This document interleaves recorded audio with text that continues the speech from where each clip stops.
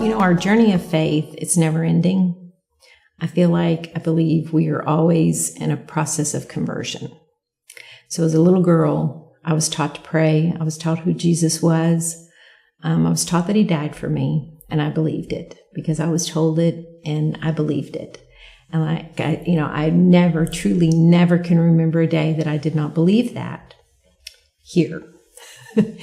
And then when I was about 16 years old, I had a teacher who I was very close to, and she had kind of lived Jesus in front of me for about a year before she ever opened up a Bible with me. And she conducted a Bible study after school, and I went to that Bible study, and she witnessed to me. She shared her testimony with me, and I came into a real relationship with Jesus. I professed him as my Lord and Savior. But at the time, and I had no real awareness of this at the time, really what I came into an understanding of was him as my Savior. Though I said Lord and Savior, I viewed him as my Savior. I really understood that he died for me. She said to me, God so loved Melissa that he sent his only son to die for Melissa. She made that point with me, and it really impacted me. And I finally understood him as Savior. And that was my relationship with him. But it didn't really change the way I lived my life necessarily.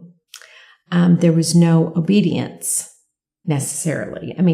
I understood right and wrong. I understood I wanted to do good, not bad. But, it was still kind of my will be done. And that went on for a long time, and I really didn't even realize it was happening. And it was only after I'd been Catholic for a very long time that I realized that in the conversion process of me becoming Catholic, that is when God became my Lord. Because so many times I had prayed, my will be done, even though I hadn't said those words. Really, that's what I was praying. And I tried so many times to, okay, God, this is how I want things to go. This is how things need to go. And when I had this crisis with my daughter in this other church, and we were going back and forth and all the things during my conversion process prior to even the Catholic Church being on the radar, I just said to God, wherever you are, God, wherever the truth is, even if it's that Pentecostal church that I was so terrified of, I would go. And that was a full submitting of my will to him, that no matter what, if it was him calling me, all I needed to say was yes. I say now, a lot of times when I'm teaching or when I'm talking to my kids, I'll tell them, all you need to know is that it's God doing the calling. It's none of your business why.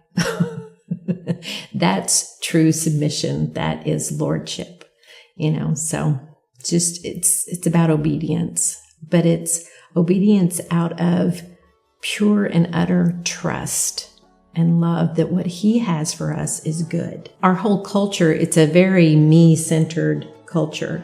It's whatever is good for me. There's a lot of relativism, underlying there. What's good for me is good. And submitting your will to the lordship of God is saying what's good is good.